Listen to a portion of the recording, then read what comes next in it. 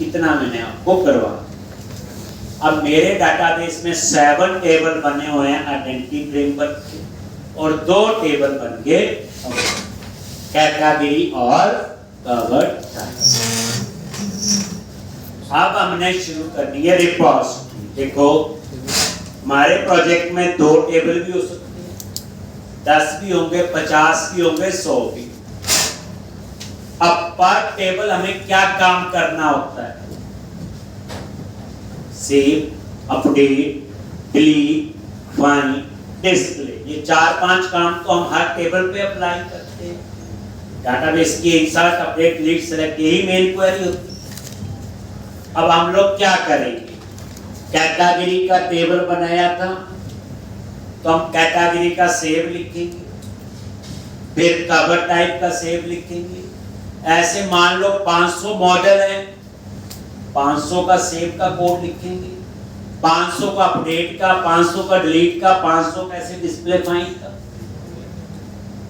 तो क्या कोई ऐसा तरीका नहीं एक सेव का कोड लिखूं वो 500 टेबल के लिए चले, एक अपडेट का कोड लिखूं 500 टेबल के लिए चले, एक डिलीट का लिखूं, जिसे हम असल में बोलते हैं रीयूजेबिलिटी। अभी तक रीयूजेबिलिटी की डेफिनेशन हमारे इसमें ये थी कि क्लास बना लो और उस क्लास को हम क्यों बनाते हैं? रीयूजेबिलिटी के। यही था, वो मीनिंग थोड़ा सा नीचे का था। अब असल रीयूजेबिलिटी अब आप समझो। तो अब यहां पे हम उसके लिए बनाने जा रहे जेनेरिक रिपोजिटरी।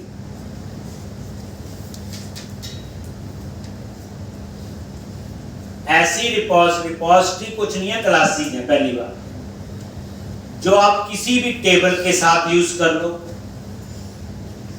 तभी जेनेरिक होगी ना। जेनेरिक का मीनिंग इंग्लिश में यही होता है। तो अब जो है 2 दिन जो है थोड़ा सा कोड लिखेंगे, बच्चे कम समझ आएगा, 25-30% मुश्किल से समझ आएगा। लेकिन जब वो पूरा फ्लो बन जाएगा और अप्लाई हो जाएगा फिर पूरा समझ आएगा। इसलिए अभी कंफ्यूज नहीं होंगे। बस रीयूजेबिलिटी आप ये समझ लो कि सेव अपडेट अब मुझे बार बार बनाने की जरूरत नहीं पड़े। देखो डेटा एक्सेस वाले प्रोजेक्ट में आओ,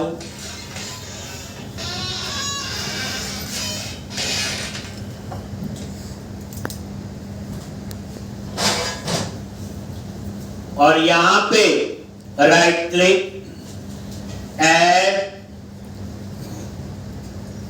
न्यू फोल्डर। डेटा एक्सेस में जाके नया फोल्डर बनाओ, रिपोजिटरी।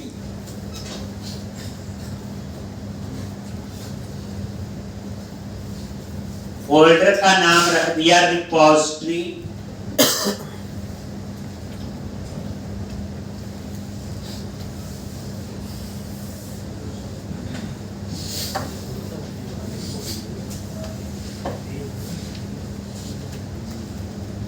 और रिपोजिटरी पे राइट क्लिक करो, ऐड न्यू फोल्डर, आई रिपोजिटरी।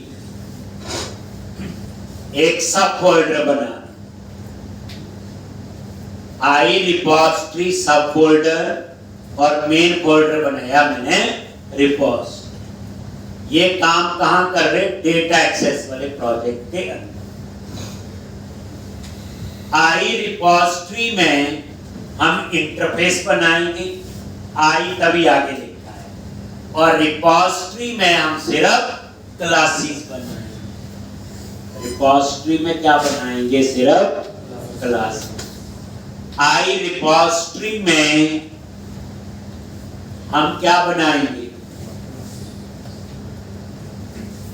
आई रिपोजिटरी में हम लोग इंटरफेस बनाएंगे और रिपोजिटरी में क्लास। क्यों इंटरफेस बनाएंगे, क्लास क्यों बनाएंगे? उसके लिए हम DI का कंसेप्ट इंप्लीमेंट करेंगे, है ना। सॉलिड में डिपेंडेंसी इंजेक्शन, जिसकी थोड़ी सी कहानी मैंने पहले आपको बताई। अब ये टीआई का कंसेप्ट हम पूरे प्रोजेक्ट पे अप्लाई करेंगे। उसका पहला रूल है कि उसके लिए इंटरफेस और क्लास बने होने चाहिए। इसलिए आई रिपोजिटरी फोल्डर पे राइट क्लिक करो, ऐड क्लास। आई रिपोजिटरी फोल्डर पे राइट क्लिक किया, ऐड क्लास।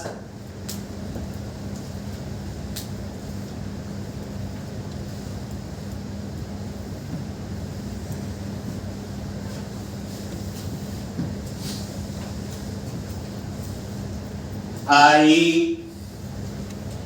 रिपोजिटरी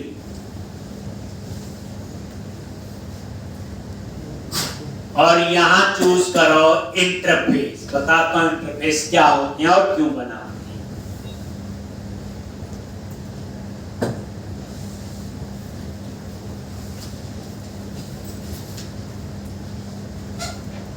और ऐड करो।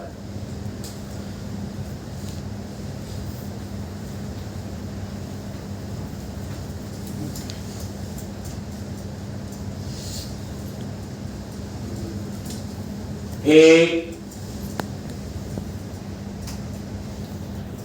पब्लिक इंटरफेस आई रिपोज।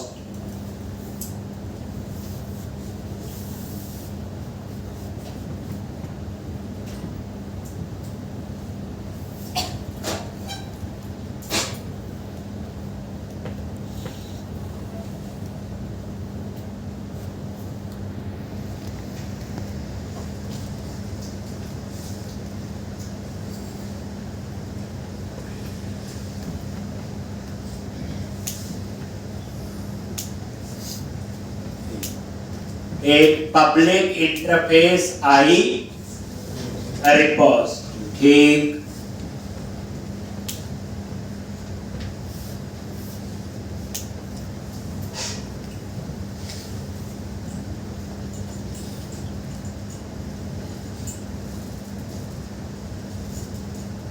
तो आई रिपोजिटरी फोल्डर के अंदर ये इंटरफेस। ठीक है जी। इंटरफेस किसके लिए यूज होते हैं? That is used for declaration. In interface, we can declare the member. सिर्फ मेंबर को डिक्लेयर कर सकते हैं, बट डिफाइन नहीं कर सकते। तो इंटरफेस होते हैं बच्चे किसके लिए होते हैं? आपके डेक्लेरेशन के लिए, डेफिनेशन के लिए नहीं होते। पहला पॉइंट याद रखो। अब इसमें मेंबर डिक्लेयर करते हैं, जहां जरूरत होती वहां हम उन्हें डिफाइन कर लेते। जिसको उस इंटरफेस को यूज करना है वो उस इंटरफेस को इंप्लीमेंट कर सकते हैं। तो याद रखना, हम इंटरफेस जो है एक क्लास के अंदर मल्टीपल इंप्लीमेंट कर सकते हैं। We can implement multiple interface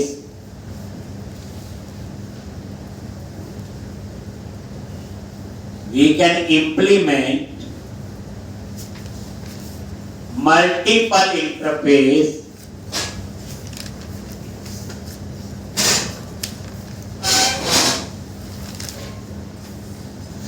in single class। जैसे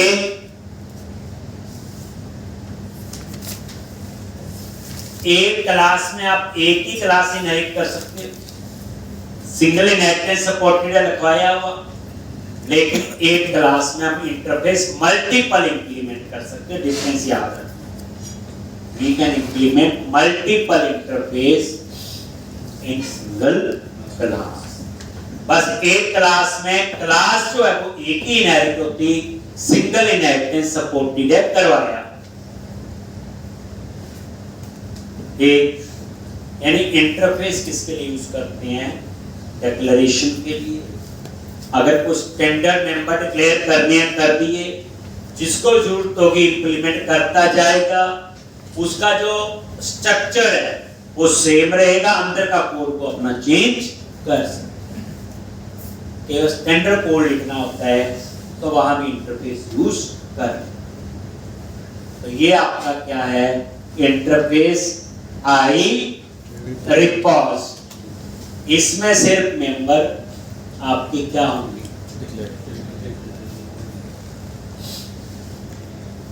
अब ये इंटरफेस किस क्लास के साथ यूज होगा, कैटेगरी, कवर टाइप, ऐसे 100 और हो सकते हैं। क्लास क्या, टेबल ही है, मॉडल ही है, क्लास, कैटेगरी, कवर टाइप। तो जब हमें पता ही नहीं तो मैंने टी वेरिएबल ले। टी क्या है, टाइप। एक टी कोई कीवर्ड नहीं है, टाइप है। क्लास जो होती वो टाइप भी होती। और यहां बता दिया वेयर जो टी है वो क्या होनी चाहिए, एक क्लास ही होनी चाहिए। अब आपका लेवल अलग होगा पढ़ने। इसका मतलब ये होगा बच्चे जो टी है वो क्लास ही हो, लेकिन यहाँ ये नहीं बताया कौन सी क्लास। कैटेगरी भी हो सकती है, कवर टाइप भी हो सकती है, या कोई और भी हो सकती है। तभी तो जेनरिक है। अगर मैंने बता दिया कैटेगरी तो फिर कैटेगरी के साथ ही चलेगा, फिर जेनरिक थोड़ा हुआ।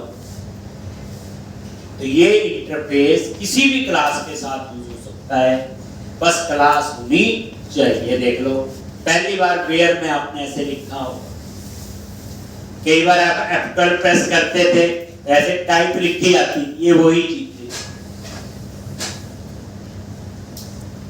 अब यहां पे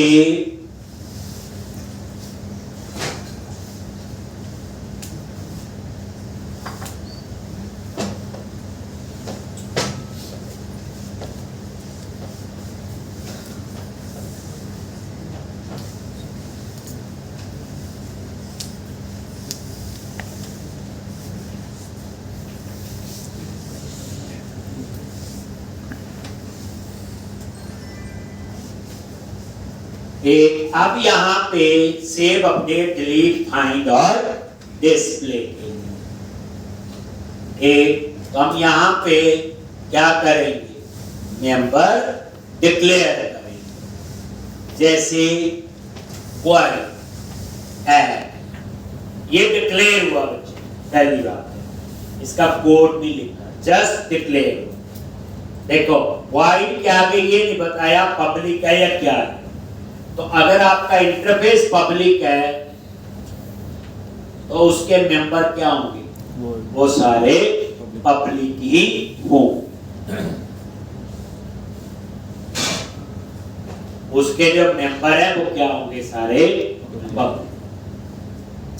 अगर इंटरफेस पब्लिक है तो मेंबर भी पब्लिक होंगे।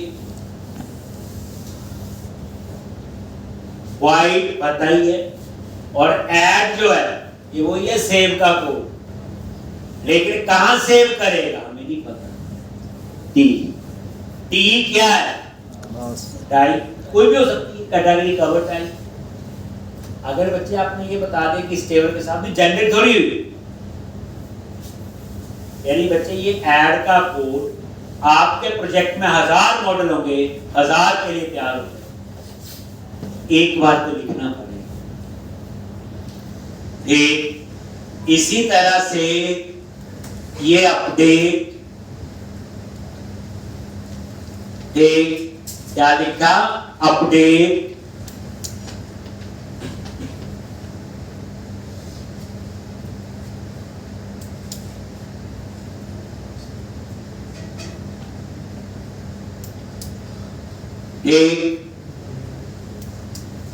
इसी तरह से रिमूव, डिलीट के लिए हमने नाम दे दिया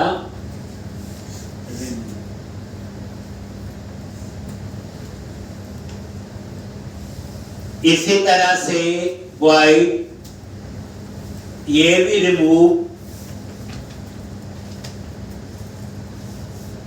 और यहां क्या पास किया, int i, ये ओवरलोड हो गया। क्या हो गया? Same name with different parameter. ये भी रिमूव है। ये इसमें आपको मॉडल पास करना पड़ेगा T क्लास, इसमें आपको आईडी पास करना पड़ेगा, भाई इतना ही फर्क। तो ये हो गया आपका किसका? रिमूव का। अब उसके बाद डिस्प्ले का लिखेंगे और फाइंड का। इसका लिखेंगे डिस्प्ले का। अच्छा, एक रिमूव रेंज बना लो। ये लो जी, वाइड रिमूव रेंज।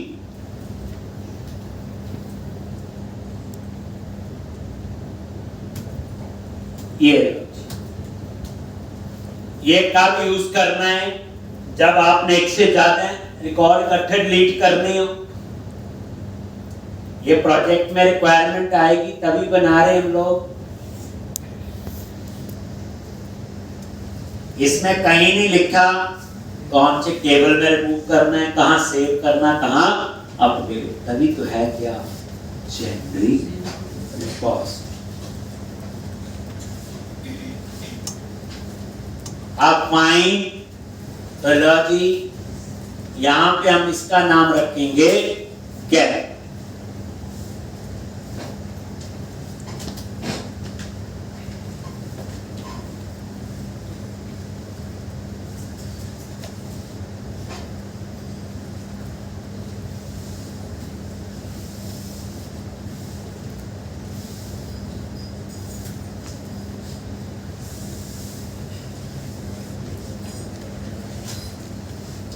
गेट क्या आपका? ठीक, और इसमें हमने पास कर दिया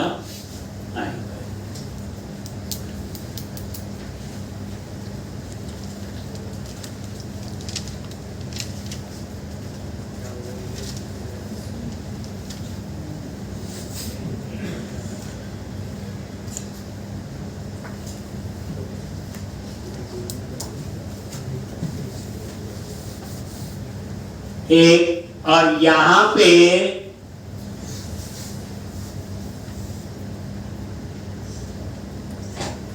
तो ये आईडी, ये फाइंड है क्या? ये फाइंड रिटर्न करेगा।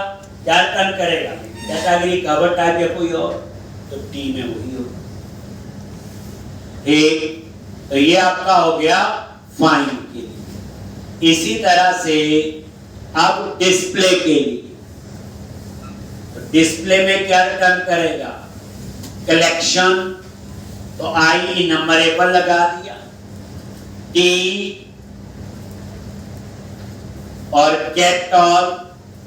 लेकिन डिस्प्ले में थोड़ा ध्यान रखना है, गेट तो फाइंड का काम करेगा, वही प्राइमरी की पे फाइंड करता है, सिंगल टेबल पे फाइंड करता है, पता है ये वही है।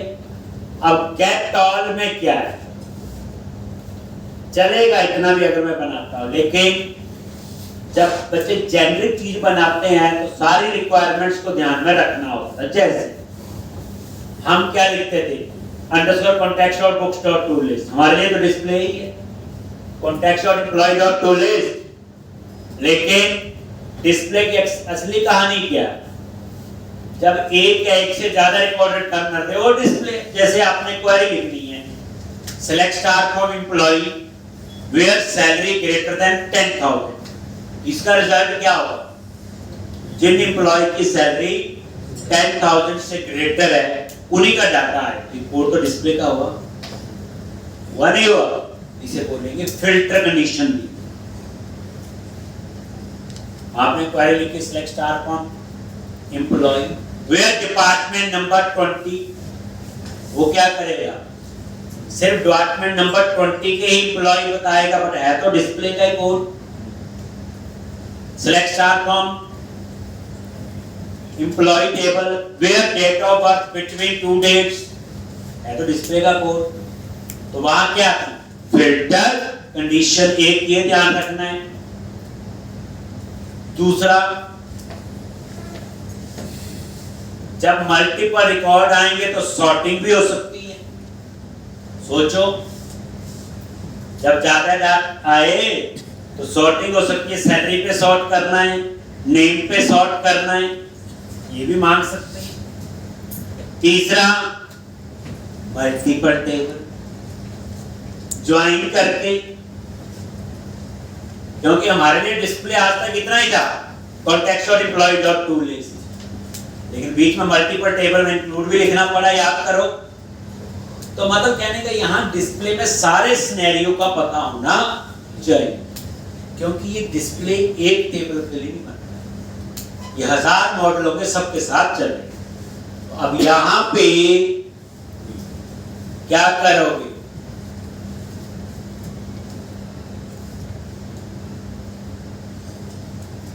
एक्सप्रेशन ये फिल्टर के लिए, और इसके अंदर फंक्शन टी, और ये क्या लिख दिया, बूल टाइप का है,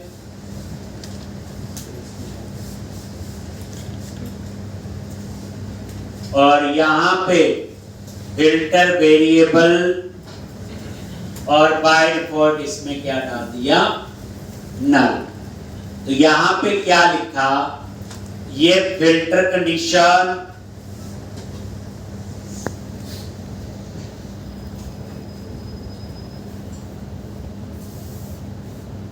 इसका सिंटैक्स ये पहला, अगर आपने फिल्टर में कुछ नहीं दिया तो बाय डिफॉल्ट नल देगा, ये समझो। मतलब आपने कोई फिल्टर कंडीशन नहीं लगाई, कॉन्टेक्स्ट और एम्प्लॉय डॉट टू लिस्ट। अगर आपने फिल्टर कंडीशन लगाई है तो आप लोग देंगे वेयर ये वाला डाटा ये हो, ये उसके लिए।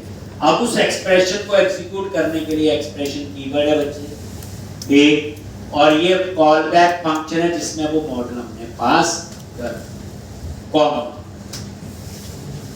ये पहला पैरामीटर हो गया एक। दूसरा है सॉर्टिंग के लिए, तो उसके लिए आई क्वेरीएबल कैसे लिखेंगे, फंक्शन आई क्वेरीएबल, और सॉर्टिंग के लिए क्या होता, आई ऑर्डर क्वेरीएबल, और यहां पे ऑर्डर बाय। अगर नहीं फिल्टर करना तो बाय डिफॉल्ट मैंने नल, ये सॉर्टिंग के लिए होता है। ये आई क्वेरीएबल या आई ऑर्डर क्वेरीएबल, ये क्या आपके इंटरफेस, या ये इंटरफेस। अगर आप सॉर्टिंग नहीं करना चाहते तो ऑर्डर बाय में क्या आ जाएगा, नल आ जाएगा। तो ये कंसीडर होगा फिर ऑप्शनल पैरामीटर। उसके बाद मल्टीपल टेबल, तो उसके लिए एक स्ट्रिंग टाइप का वेरिएबल ले लिया, और कुछ ना पास करो तो नल। यानी गेट ऑल का लॉजिक कैसा लिखा गया, सिंगल टेबल पे भी चले, मल्टीपल टेबल पे भी चले, कोई फिल्टर कंडीशन नहीं तब भी चले, सॉर्टिंग है तो भी चले, और अगर कुछ ना करना तो भी चले, context dot employee dot to list. Null का मतलब ये होता है एक किस्म से आप कंसीडर करो ये ऑप्शनल होगा, मतलब ना पास करो तो बाय डिफॉल्ट क्या रहेगा, नल। जैसे इंक्लूड प्रॉपर्टीज में हम मल्टीपल टेबल पास करने हैं, तो हम ऐसे पास करेंगे, मैं कमेंट बना के वैसे लिख रहा हूं, कैटेगरी कॉमा कवर ऐसे। आगे का लॉजिक फिर नीचे बता। ये हो गया बच्चे डिस्प्ले के लिए। मैंने तभी बोला 25% समझाएगा। अभी तो हम रिपोजिटरी बना रही हैं, 2-3 दिन लगे।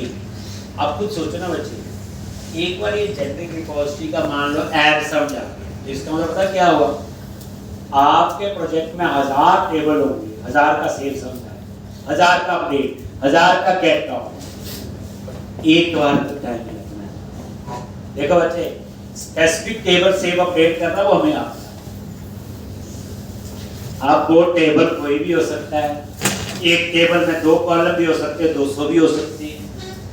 तो ये ऐसा लॉजिक बना रहे, और ये लॉजिक कोई प्रोजेक्ट स्पेसिफिक नहीं है, इसको दूसरे प्रोजेक्ट में भी यूज कर सकते हैं।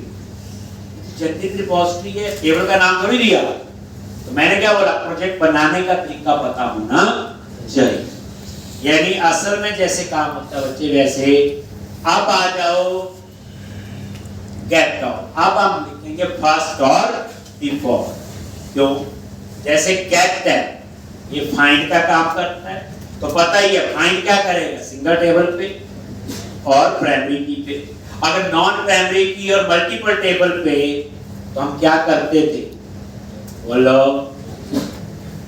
फर्स्ट और डिफॉल्ट। तो टी है तो ये फाइंड का ही, तो यहां पे नेम दे दिया फर्स्ट और डिफॉल्ट।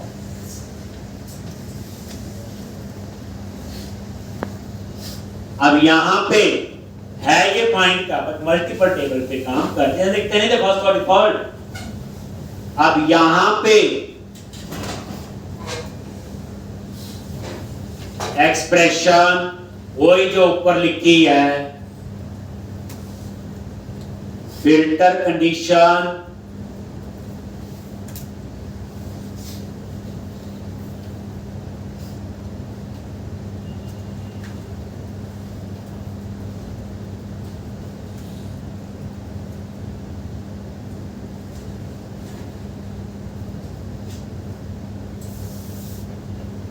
एक फिल्टर कंडीशन,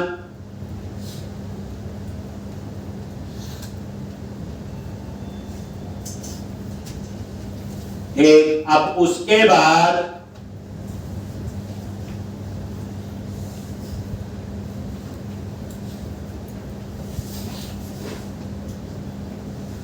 होगी फिल्टर कंडीशन होते हैं ना, जैसे select star from table name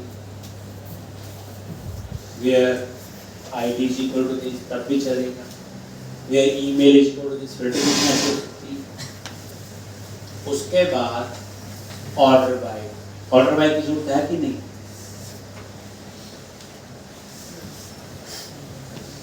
है कि नहीं? नहीं। फर्स्ट और डिफॉल्ट क्या रिटर्न करेगा, एक ही कोड आएगा ना बच्चे, फाइंड का कोड है। अब एक रिकॉर्ड होगा, उसे सॉर्ट क्या करें, नहीं करना ना, इसलिए हमें ऑर्डर बाय की जरूरत नहीं। हाँ, मल्टीपल टेबल वाली कहानी तो स्ट्रिंग, और यही इंक्लूड प्रॉपर्टीज,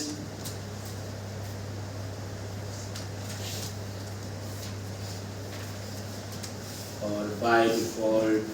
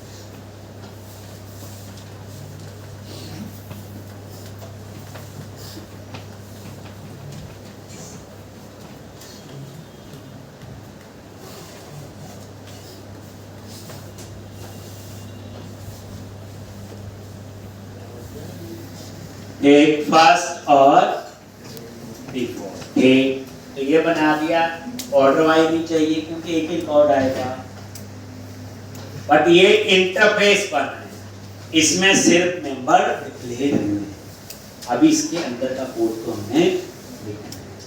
अब हम बनाएंगे क्लास। क्या बनाएंगे? क्लास, जहां इस इंटरफेस को हम इंप्लीमेंट करेंगे। ये है बच्चे जेनेरिक रिपोजिटरी। ये आई रिपोजिटरी लिखने से नहीं बना, वो तो नाम है, कुछ भी हो सकता है। यानी यहां कहीं नहीं बताया ये वाला मॉडल, सिर्फ ये बताया काम ये होगा, ऐड होगा, अपडेट होगा, डिलीट होगा, क्या। ठीक, चलो अब क्या करो, रिपोजिटरी पे राइट क्लिक करो। क्लास हम रिपोजिटरी फोल्डर में बनाए। जो क्लास है वो कहां बनाएंगे? Repository folder. तो रिपोजिटरी पे राइट क्लिक करो, ऐड क्लास।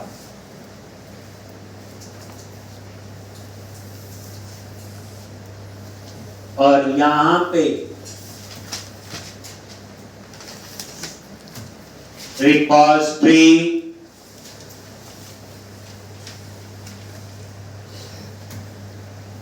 पब्लिक क्लास, बस ये देख लो रिपोजिटरी फोल्डर। इंटरफेस कहां बनाया था?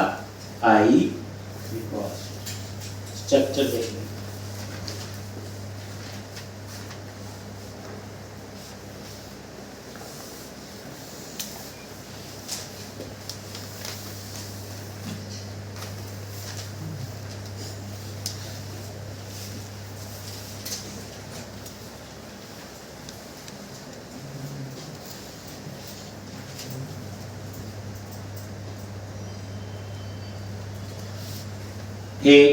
तो ये रिपोजिटरी जो है ये क्लास को पता ही सब। पहले एक इंटरफेस बनाई, क्लास। इंटरफेस क्लास क्यों बनाई? बच्चे हम DI का कंसेप्ट इंप्लीमेंट करेंगे, उसके स्टेप्स हैं। फर्स्ट स्टेप है इंटरफेस, सेकंड स्टेप है क्लास, थर्ड फोर्थ क्या है तो आगे बढ़ेंगे। DI का क्या फायदा है? खुद ही चीज को यूज करेगा और खुद ही डिस्ट्रॉय कर देगा। हमें ना ऑब्जेक्ट बनाने की जरूरत, ना डिस्ट्रॉय करने की। और तीन,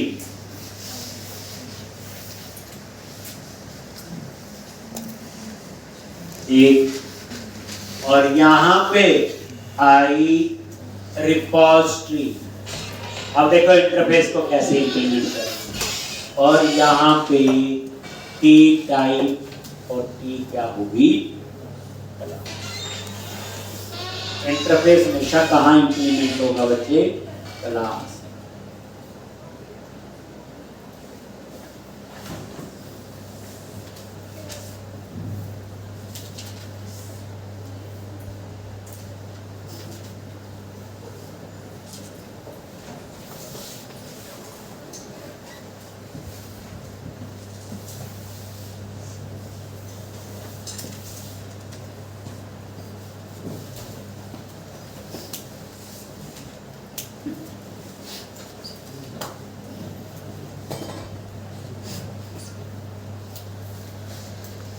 अब यहां पे ये आ गया इंप्लीमेंट इंटरफेस। ये देखो इंटरफेस पे जाओ, एरर दे रहा है यहां पे। ये इसी चीज का है। जितने मेंबर डिक्लेयर किया अब यहां डिफाइन।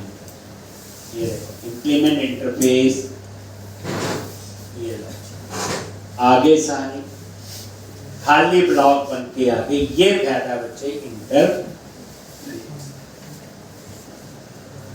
दोबारा देखो, अनडू किया। रिपोजिटरी बच्चे क्लास है। अब किसके साथ यूज होगी हमें नहीं पता, टी में लिख दिया।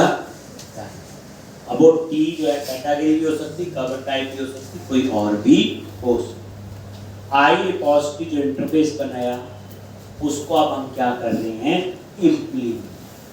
और एक क्लास में एक से ज्यादा इंटरफेस इंप्लीमेंट हो सकते हैं। खैर अभी तो हमारा एक। और टी बता दी कैसे इंप्लीमेंट करते हो। इंटरफेस पे माउस लेके जाओ और यहाँ पे अपने आप आ गया इंप्लीमेंट।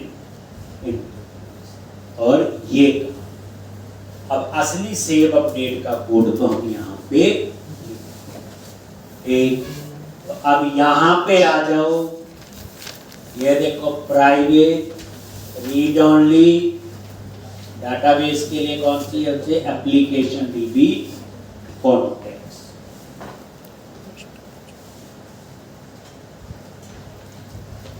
अब क्वेश्चन है, ये सारा लॉजिक सेव अपडेट डिलीट किस टेबल के साथ करेगा? वहां पर लिखते थे ना underscore context dot books dot add, याद करो, context dot employee dot add, context dot department dot to list, ऐसे करते थे, मॉडल का नाम देते थे। मॉडल का नाम ही नहीं पता तो हम क्या दें? अब उसके लिए हम डीबी सेटअप का यहाँ पे मैं एक बना,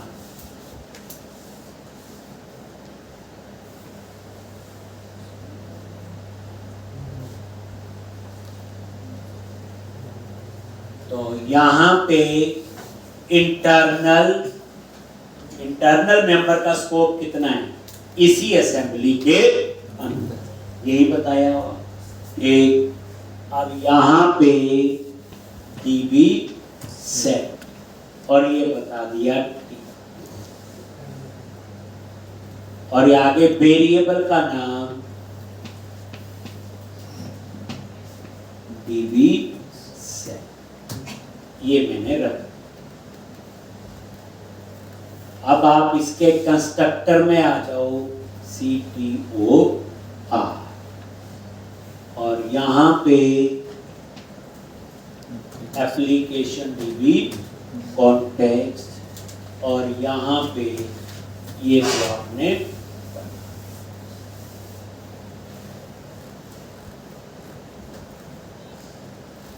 ये बस एक अगली लाइन आप समझने वाली है, डीबी सेट, और यहाँ पे कॉन्टेक्स्ट डॉट सेट,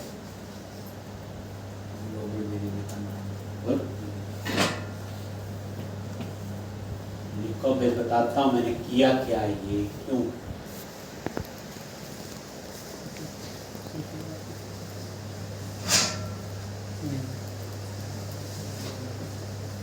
कल भी जनरल पोस्ट के नीचे काम करेंगे हम लोग आराम से, ये नहीं समझ आएगा 3-4 दिन, जब ये पूरा फ्लो बन जाएगा। अब फायदा ये ना एक बार ही बनानी है ना, एक बार ही हमारा टाइम लगेगा, फिर तो धड़ल्ले से प्रोजेक्ट में यूज़ करेंगे, फिर तो हमें टाइम इतना लगेगा। एक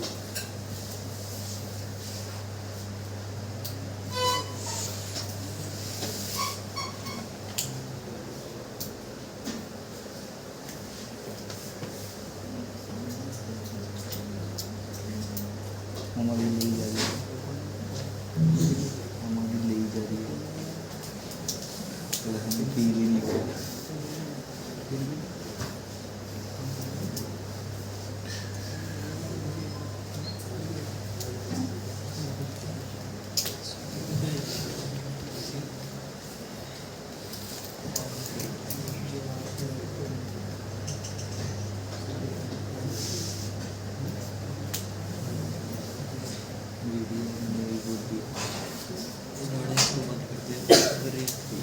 अब यहाँ पे ये देखो, ये तो कॉन्टेक्स्ट तो पता ही है, ये जो डीबी सेट वेरिएबल लिया, अब इसमें क्या डाल दिया, अंडरस्कोर कॉन्टेक्स्ट डाटाबेस है डॉट सेट, और सेट में क्या पास कर दिया, टी।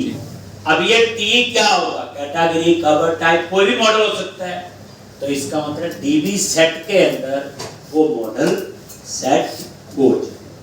आप बोलोगे क्या फायदा, अभी देखो ऐड वाले में ये अपने आप ब्लॉक बन के आ गए, ये फायदा इंटरफेस का, बच्चे मेंबर डिक्लेयर हुए, डिफाइन यहां करना है। अब यहां पे db set डॉट ऐड, देखो समझो, db set ये है, इस db set में क्या है, t क्या है, कोई मॉडल है, मे भी कैटेगरी, ये क्या करेगा, db set डॉट ऐड, और ऐड कहां करेगा, कैटेगरी, ऐड कहां करेगा, कवर टाइप, जब आप बताओगे यहाँ कवर टाइप, तो यहाँ कवर टाइप आ जाएगा ना इसमें। तो db set dot add, कल को 1000 मॉडल है, जो मॉडल बनाओगे db set उसी टाइप का बन जाएगा। और db set dot add, और ये फिर ऐड होगा, ये सेव होगा। हमारे कोड में ऐसा था अंडरस्कोर कॉन्टेक्स्ट डॉट मॉडल्स का नेम डॉट ऐड, याद करो, क्योंकि वहां फिक्स मॉडल था। अब यहां तो मॉडल कैटेगरी हो सकता है, कवर टाइप 500 कोई और भी हो सकते हैं। तो मैंने क्या किया, जब टी आपने पास किया तो कंस्ट्रक्टर में ही डीबी सेट में वो मॉडल सेट कर दिया, बस उसमें अब ऐड करना है, ऐड कर दिया। अब उसके बाद फर्स्ट और डिफॉल्ट रेगुलर प्रैक्टिस समझना पड़ेगा, ये छोड़ तो आ जाएगा समझ एक, बट प्रैक्टिस तो करनी ही पड़ेगी। अब ये प्रोजेक्ट 4-6 बार बनाओगे तभी चीज़ों का ज़्यादा पता चलेगा। 2-3 बार तो मैं ही कराऊंगा, उसी में उलझे रहेंगे, चौथी बार पता चलेगा। लॉजिक ऐड, अब यहाँ नजर मारो, हम पहले अपडेट लिख लेते हैं। कहाँ पे अपडेट आया हो, आ गया ना बच्चे अपडेट। क्या लिखना है यहाँ पे, db set dot अपडेट, हो गया।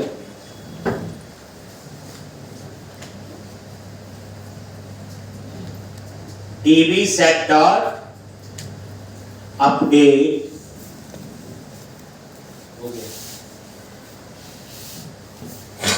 ये जेनरिक मेथड क्या बोलते हैं इनको, जैसे अपडेट है कि जेनरिक मेथड, जेनरिक क्यों करते हैं, किसी के साथ भी यूज कर सकते। जेनरिक होता है रन टाइम पे, जैसे जब अपडेट मेथड को मैं कॉल करूंगा उसी समय बताऊंगा कौन सा मॉडल किसके साथ यूज होगा, तो क्या बोलेंगे इसे, जेनरिक मेथड। अगर क्लास है तो उसे बोलेंगे जेनरिक रिपोजिटरी, बस इतनी सी बात है। अगर क्लास है, इंटरफेस है, ये जो होते हैं ना बच्चे, क्लास इंटरफेस है, टाइप होती है सारी, इनम होती है, वो भी टाइप ही होती है। अब उसके बाद फाइंड का लिख लेते हैं, पहले गेट वाला, ये लिख लिया। गेट कहाँ बना हुआ है, ये ना बच्चे, ये देखो क्या लिखना है यहाँ पे, return db set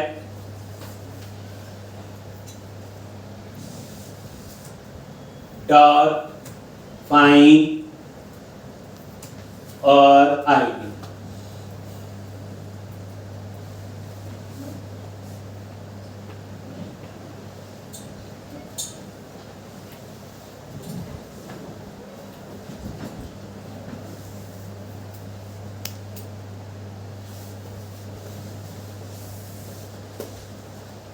db set dot find, हो गया फाइंड। जो फाइंड लिखते नहीं थे, context dot employees dot find करते, इस बार एम्प्लॉइज कहाँ है, db set, वो एम्प्लॉय कोई भी हो सकता है, तभी वो कंस्ट्रक्टर में कोड लिखा, उसको जूस लाइन को जूस समझना, db set, बाकी तो आ नहीं गया देखो फाइंड का। अब फाइंड के बाद ये रिमूव करते हैं, क्या लिखना है यहाँ, db set dot remove और हो गया।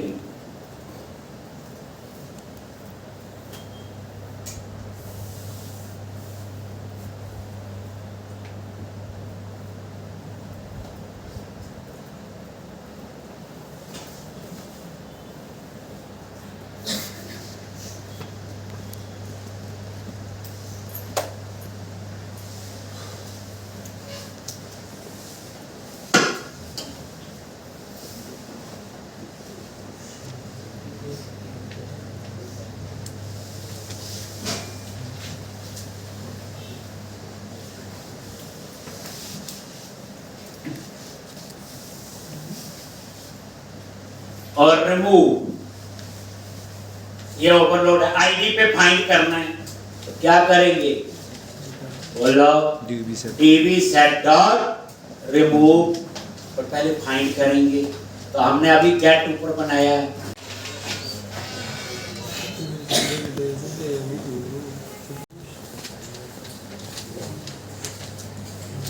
अब जो है इतना हो गया, अपडेट रिमूव सारा। अब हम लिखेंगे गेट डिस्प्ले का, ठीक। इसमें 3 पैरामीटर है, ये देखो, और इसके अंदर हमने कोड, ठीक है जी। तो हम लोग क्या कर रहे हैं बच्चे, जेनरिक रिपोजिटरी। अब ये सोचो, हमने सेव, अपडेट, डिलीट, जितने भी मॉडल होंगे सब डिलीट। अब चाहे इस प्रोजेक्ट में यूज करो इनको, चाहे ये प्रोजेक्ट का बच्चे आर्किटेक्चर है जो फॉलो करें। एक सॉलिड का पता चल रहा है, रीयूजेबिलिटी, डिपेंडेंसी इंजेक्शन, अपने आप ही सारे रूल पता चल जाए। तो अब यहां पे तो कुछ चीजों का ध्यान रखना है, फिल्टर कंडीशन दी है कि नहीं, सॉर्टिंग करनी है कि नहीं, और ये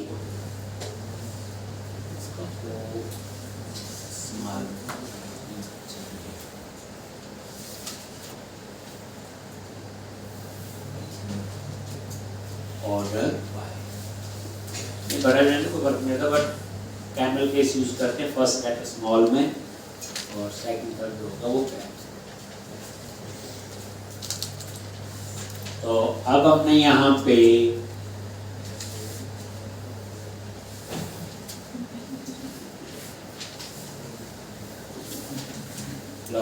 टेबल क्या पास किया, टी,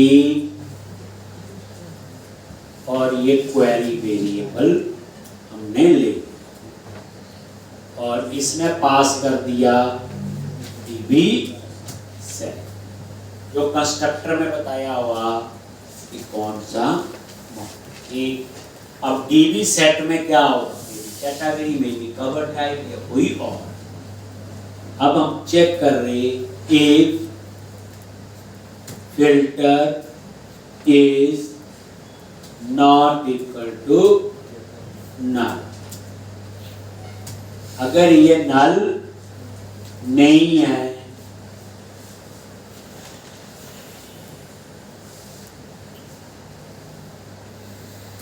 देन ये आपकी चलना चाहिए।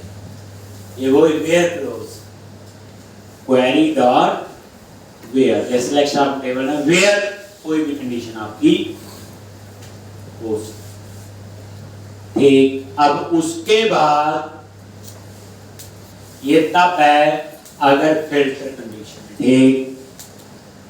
अब आ गया आपका मल्टीपल टेबल्स, इसमें थोड़ी कहानी अलग है, वही डॉट इंक्लूड, वैसे तो वही है, ठीक, पर कैसे हमने लिखना है। तो जितना बच्चे करवाया एक बार ये पूरा लेके आएंगे, कल हम लोग इसी में ही आगे, ठीक। ये पूरा फ्लो